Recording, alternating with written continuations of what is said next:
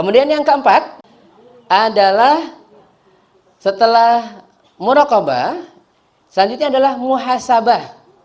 Muhasabah. Muhasabah itu adalah mengevaluasi amal ibadah kita.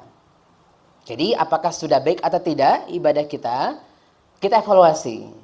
Maka harapannya hari esok harus lebih baik daripada hari ini harapannya. Tetapi tahu hari ini lebih baik daripada hari kemarin, itu kalau kita menghitung. Kalau nggak mengevaluasi, nggak tahu saya lebih baik kalau tidak. Kan kalau panjenengan kalau di kantor dulu kan begitu, nggih? Bisa berbuat lebih baik. Kan kalau sudah analisis SWOT-nya sudah ada ya, sudah tahu nih kelemahannya kita apa, penyakitnya apa, nanti perbaiknya bagaimana begitu ya.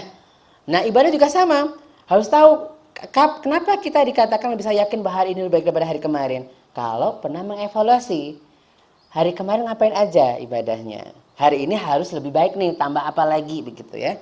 Jadi mengevaluasi bahwa hari ini harus lebih baik daripada hari kemarin, itu evaluasinya. Terakhir, karena tadi sudah harus ada pertanyaan, 5 menit pertanyaannya. Yang terakhir adalah bahwasannya mu'aqabah.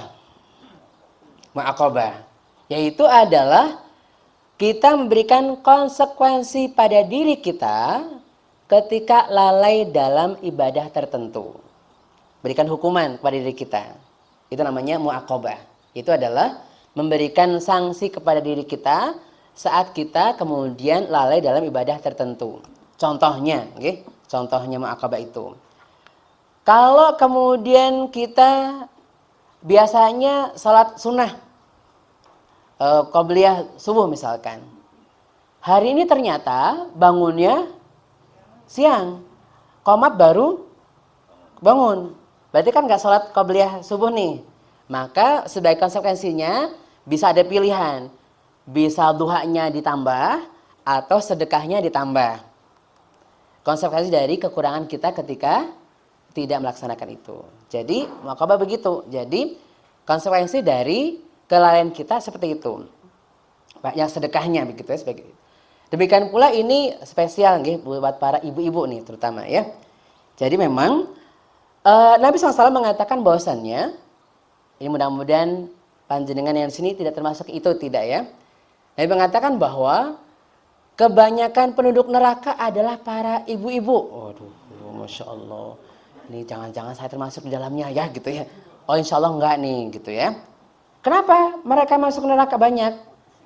Bukan karena mereka tidak ibadah, tetapi yang paling banyak menjerumuskan mereka dalam neraka itu adalah tidak pandai berterima kasih kepada suaminya. Ya. Tapi memang itu normal, Bu. Di mana-mana begitu. Masih perempuan kalau begitu gitu ya. Kenapa Nabi mengatakan begitu? Kenapa? Nabi menjelaskannya bahwa perempuan itu, ngapunten nggih Bu, mbok tersinggung nggih. Ini yang menyampaikan Nabi bukan saya, Bu ya. Nabi itu mengatakan perempuan itu kalau suaminya baik, ya santai aja. Begitu suaminya salah, Masya Allah ngomelnya, begitu ya. Begitu ya. Pengalaman nggih Pak? Nggih. Pengajian, dijemputnya terlambatnya 50 menit.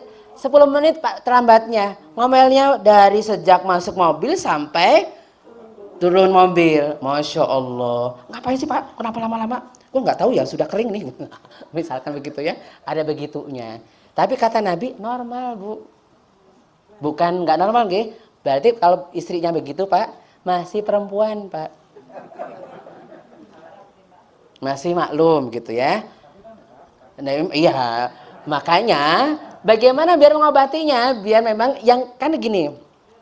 Jadi gini Pak. Jadi saya pernah tanya kepada istri saya, kenapa sih begitu? Itu nggak bisa tahan gitu ya. Nggak bisa tahan, nggak ngomong nggak bisa ditahan. Nggak bisa kalau nggak ngomong nggak bisa. Bukan karena emang bukan seneng, bukan. Nggak bisa kalau nggak diomong, nggak bisa. Sehingga kadang-kadang diam di sini malah nulisnya di WA, malah direpot tuh. Di sini sih diam aja di sini nih, nggak ngomong apa-apa, tapi di WA-nya panjang kali lebar gitu ya, begitu. Iya, itu karena tadi begitu, karena memang harus ngomong di sini, harus dikeluarkan tuh gitu ya. Itu normal sekali kalau itu normal, tetapi memang tadi daripada ngomongnya di depan Facebook di depan WA, mendingan ngomongnya di depan suaminya langsung, ya. Kan kalau kalau begitu kan, biasa ini kan Pak ya, biasa ini masih nggak apa-apa. Tetapi tadi artinya kata kuncinya adalah bagaimana biar itu masih nggak bisa ditahan gitu ya. Tapi tetap dosa kan ya, tetap dosa.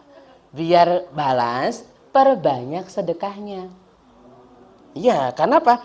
Itu memang nggak bisa dihindari tuh, nggak bisa di kemudian untuk diam nggak bisa. Contoh nggih Bu, bapaknya pulang bawa oleh-oleh, saya ceritakan ketika pas nikahan gitu ya. Bapaknya bawa oleh-oleh dari luar kota, karena orang Banyumas. Oleh-olehnya keripik tempe Bu, kita komentar Bu, nangkene be anak gitu ya. Nangkene be anak, masya Allah, nangkene be anak, tambah lagi tanya, regane pira? Segini, larang nangkene murah, masya Allah. Pokoknya nggak bisa kalau tidak komentar, nggak bisa tuh. Tapi normal itu, masih manusiawi, masih normal. Nah makanya perbanyak sedekahnya sebagai tadi. Wong saya nggak bisa menahan, kalau saya ngomong nggak bisa ditahan tuh gitu ya. Ya saya sedekahnya banyak-banyak begitu. Itu akobahnya begitu, nggih. Akobah terakhir adalah karena ada beberapa dosa yang kadang-kadang tidak bisa kita hindari. Sehingga perbanyak tadi sedekahnya untuk sebagai konsekuensi dari kekurangan kita. Makanya emang yang namanya istiqomah itu bukan berarti nggak pernah dosa, nggih.